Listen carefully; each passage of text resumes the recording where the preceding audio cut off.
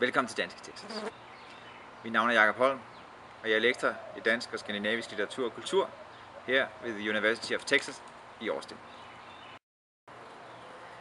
I de forløbende år af min undervisning, udover undervisning i dansk, stod jeg på et kursus i H.C. Andersen og på et kursus i Contemporary Scandinavian Stories. Jeg har på alle måder været fremragende, jeg har virkelig været privilegeret og haft nogle virkelig dygtige studerende. Og vi har blandt andet en stor danskfest, og der kommer nogle billeder fra festen. Kulturveksling, det er jo mange ting. Der foregår kulturveksling selvfølgelig, når jeg i akademiske kredse på universitetet fortæller om Danmark. Og jeg tror, at en af de allervigtigste former for kulturveksling, det er egentlig den, der sker nedefra. Det er for eksempel, når min ældste datter i sin ISL-klasse, hvor der er mange vietnamesere og kinesere, fortæller om Danmark. Og derfor vil jeg rigtig gerne give ordet nu til vores piger og til min kone. Undervejs vil de fortælle lidt, og der vil komme nogle billeder af noget, de fortæller. Jeg hedder Veronica og går i 6. klasse på Møkkesen Middelskole. Der er 1400 elever, og de deler på 6., 7. og 8. klasse. Et af mine fag er ISL, som står for English as a Second Language, som jeg har lavet et projekt i omkring fastelavn. Det var rigtig sjovt. Vi lavede fastelavnsboller og fastelavnsris, og vi havde det super sjovt. Jeg har også lavet et dansk projekt i en af mine andre klasser, som hedder Social Studies. Og det var også rigtig sjovt.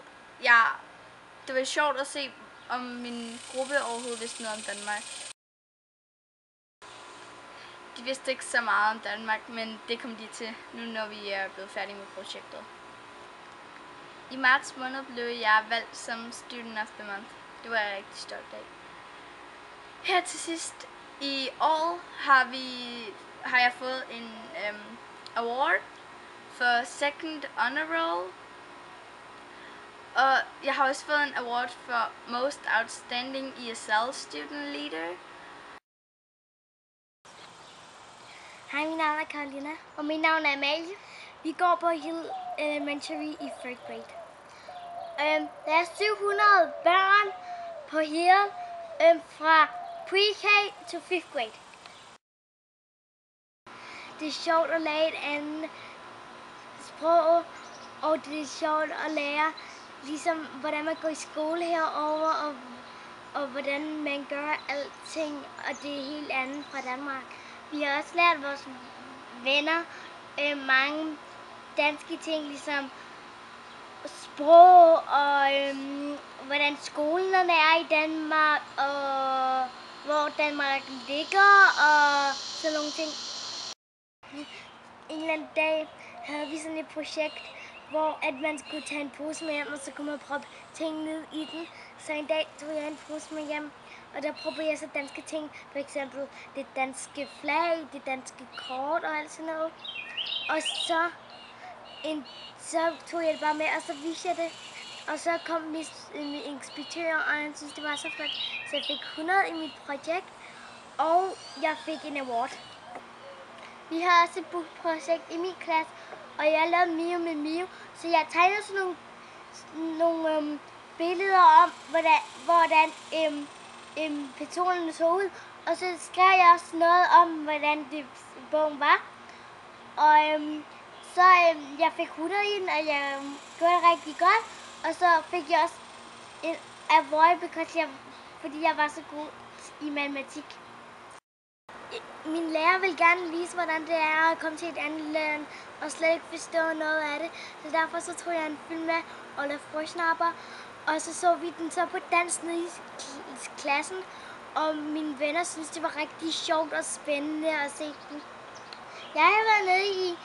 klasse og været hjælpelærer, og jeg har fortalt meget om Danmark og hvordan det er. Og de havde meget spørgsmål, hvordan film og hvordan man ser det, og hvordan man går i skole og sådan mange ting. Hej, jeg hedder Natalia, og jeg er så hustruen. Og nu er det jo ikke kun min mand, der går rundt og udbreder dansk kultur. Jeg gør også mit for at få Danmark sat på verdenskortet. Jeg har været i tvillingernes respektive klasser og fortælle om Danmark. Jeg har også været i den ældste datter Veronikas klasse og fortælle om Danmark. Derudover så kørte de på tvillingernes skole et internationalt projekt, hvor man skulle læse på sit oprindelige sprog og derefter oversætte det og så fortælle noget omkring kulturen. Så jeg var inde og læse Frode og alle de andre rødder i 6 forskellige 3. klasser.